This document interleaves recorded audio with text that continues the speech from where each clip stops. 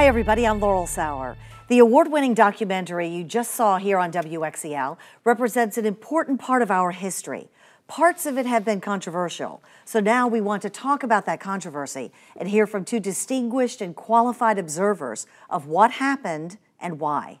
Our guests are Robert Krakow. He is the author of The Trial of FDR, producer of Complicit, and executive director of the SS St. Louis Legacy Foundation. Welcome. Thank you.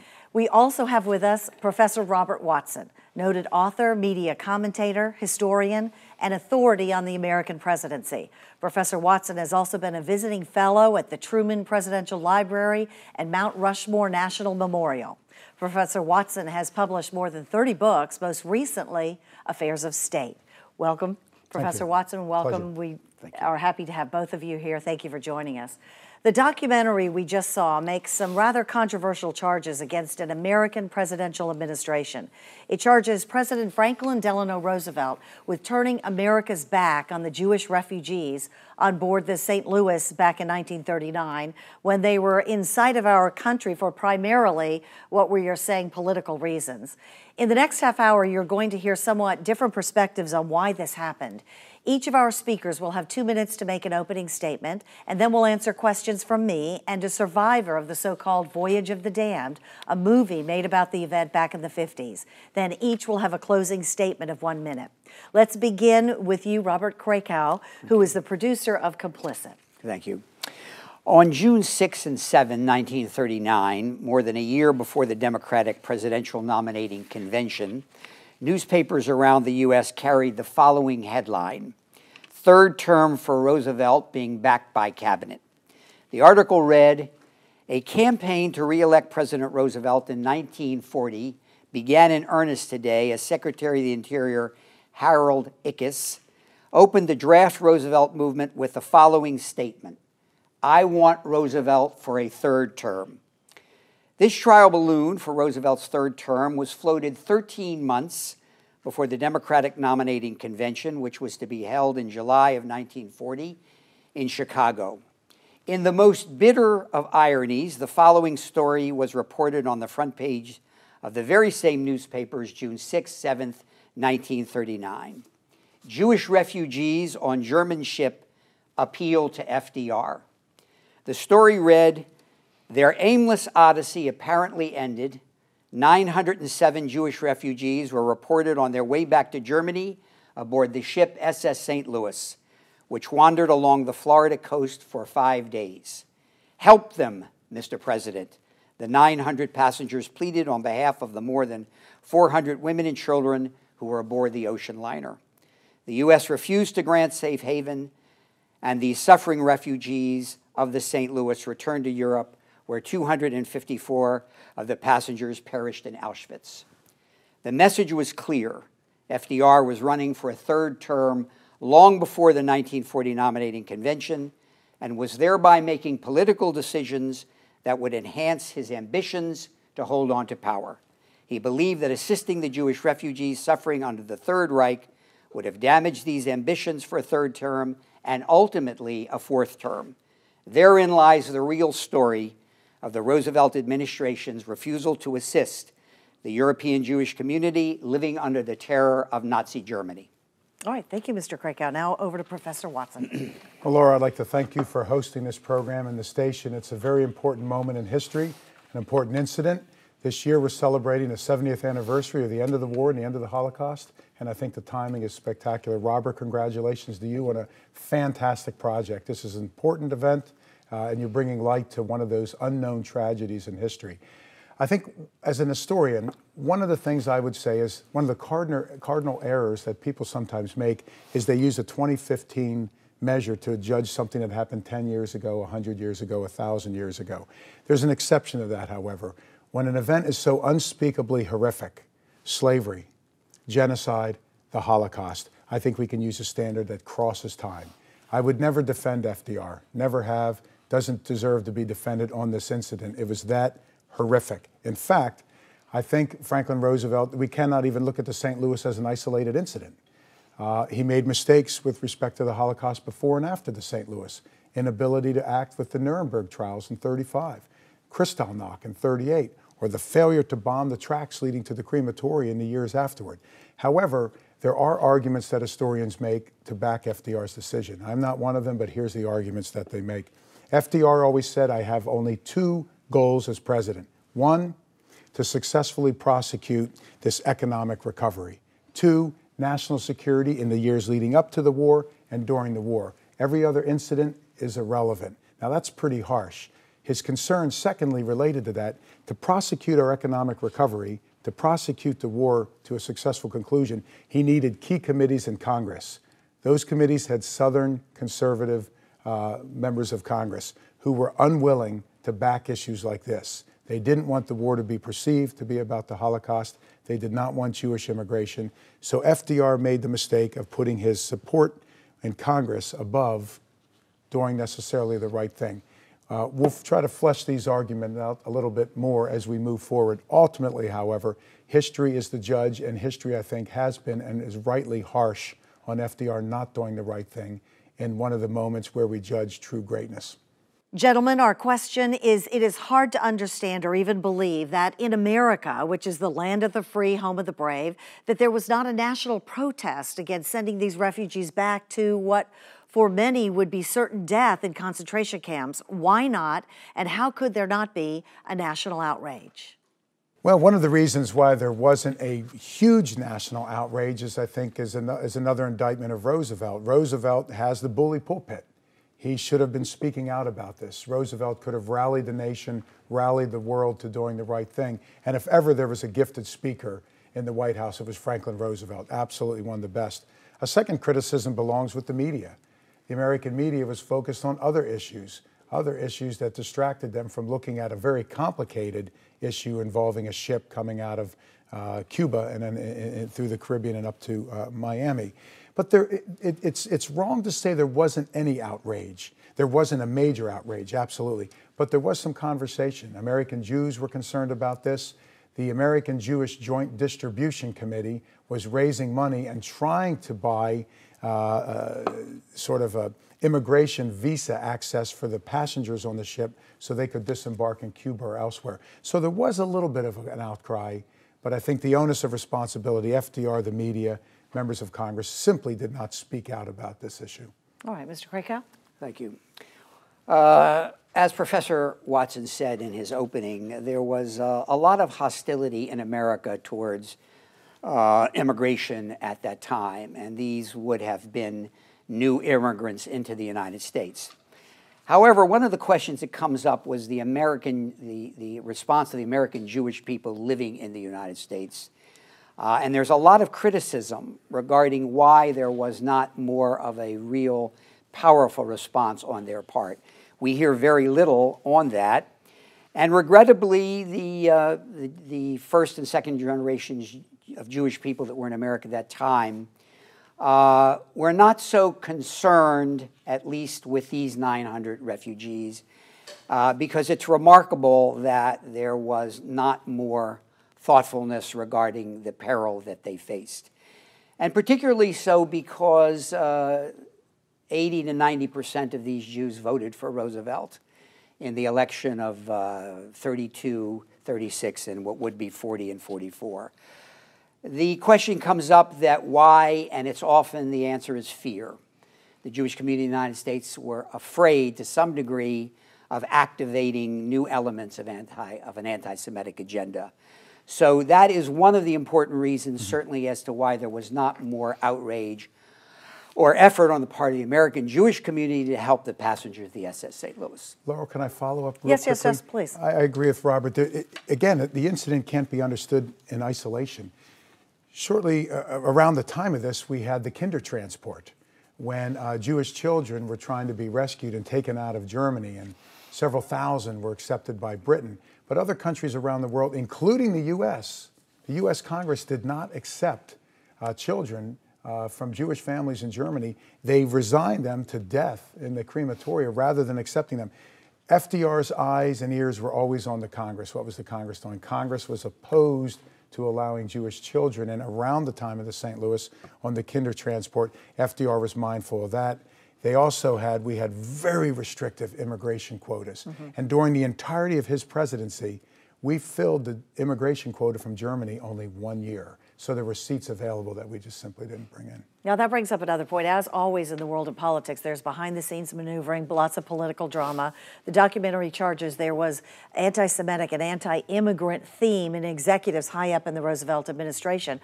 Is this true, and is this fair to say? And we'll go with Mr. Krakow for the first answer. Well, I want to talk about Secretary of State Cordell Hull, who was in a position of power as Secretary of State. Irwin Gelman, in his book Secret Affairs, talks about Hull's sensitivity on the Jewish issue because Hull's wife was born into an Austrian Jewish family.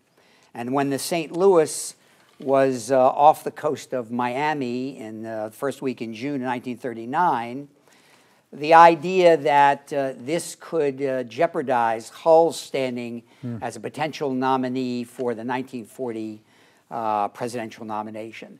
So here you have Hull and Roosevelt, perhaps both vying for the presidential nomination, each believing that Jewish immigration would be damaging to their potential chances to be president. So Hull, being the second highest ranking official of the U.S. government, clearly had no interest in assisting the Jewish refugees, primarily because he felt that it could potentially call attention to his wife's Jewishness, and also because immigration being the hot button issue, he felt would be damaging. As we know, and as Professor Watson has indicated, the State Department, I won't say was filled with anti-Semites, but Phillips and Carr, two very prominent officials in the State Department, were considered hostile to Jews in general. So at that particular time, anti-Semitism within the government played a part in this story. Okay, Professor I would Watson? absolutely underscore what Robert said about the State Department. At that period in time, and for some years afterward, the State Department was anything but a champion to the plight of Jews in Germany and in Europe. Absolutely. In fact, the State Department was backing those stringent immigration quotas that we mentioned a moment ago. The State Department would not give voice to this. In fact, FDR, one thing that he did do was in 1938, a year before, corresponding to the horrors of Kristallnacht, FDR met with Congress asking for a budget to start bringing Jewish immigrants into the U.S., and he developed a plan to send Jews from Germany to 10 different democracies around the world. He was focused on this refugee rescue operation. He got pushback from his own State Department, pushback from Congress, and then once Hitler invades Poland and World War II starts in '39, FDR completely moves away from that.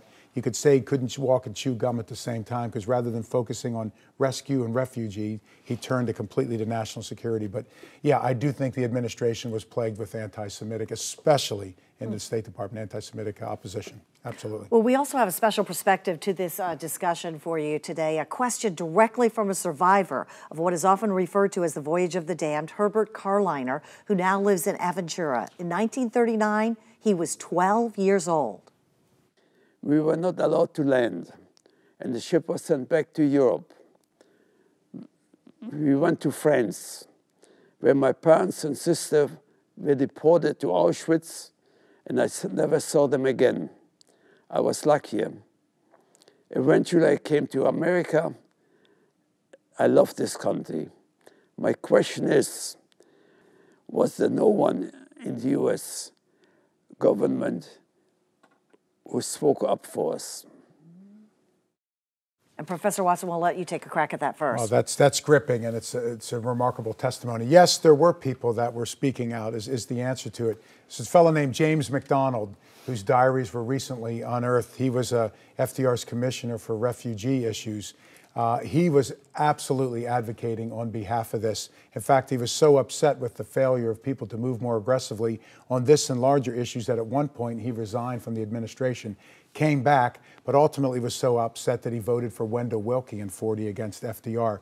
You had the great Judge Sam Rosenman, who was FDR, in my opinion, his greatest speechwriter. Judge Rosenman was upset about this. Rosenman sent money to the American Jewish Joint Distribution Committee to help unload the passengers. Henry Morgenthau was a Jewish Secretary of Treasury under FDR.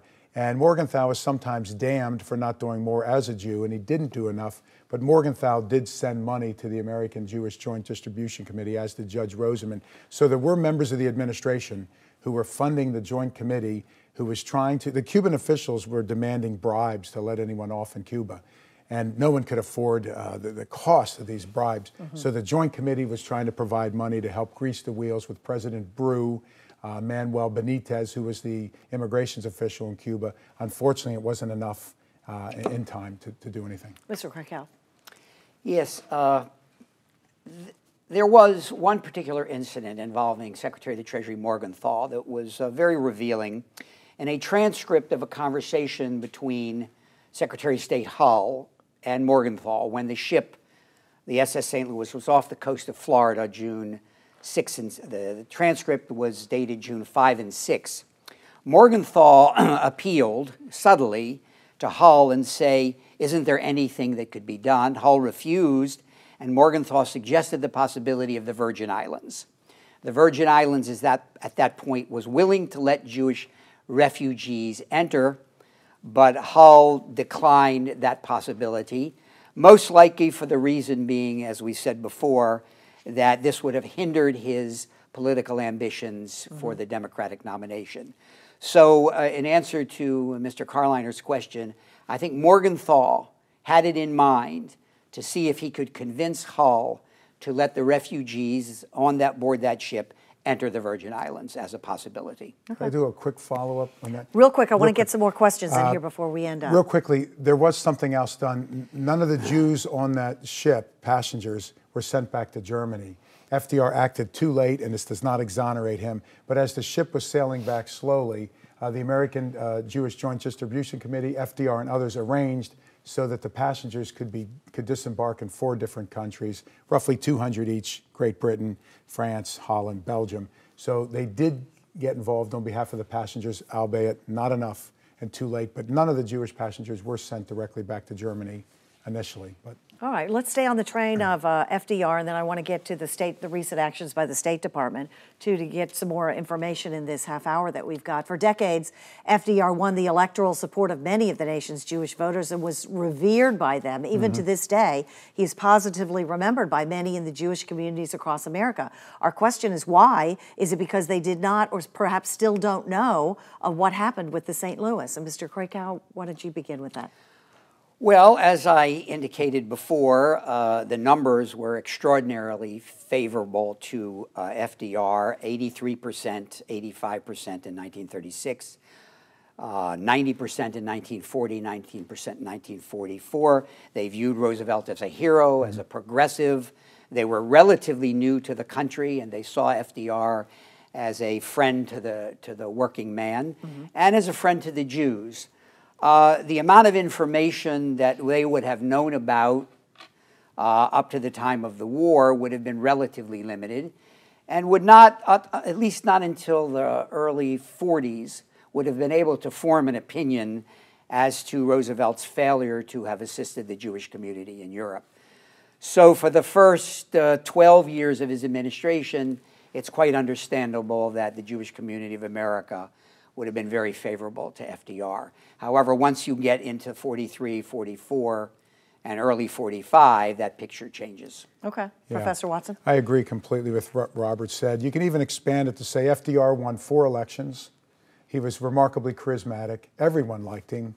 He's a hard guy not to like. If you listen to him speak, his fireside chats, historians today like him. He's ranked anywhere from 1, 2, 3, 4 in all the ranking polls. So he was liked by everyone. The Jewish community would be no exception to it.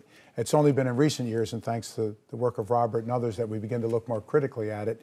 The Democratic Party, FDR's Democratic Party, will still win 70+% of the Jewish vote. And I think the main wedding of the Jewish community there was because of Harry Truman, who followed FDR, who presides during May 14th recognition of Israel as a state, massive Jewish immigration to the U.S., loan guarantees for Israel, supporting DPs in those displaced persons camps after the war. So Truman is the one who was probably the real hero.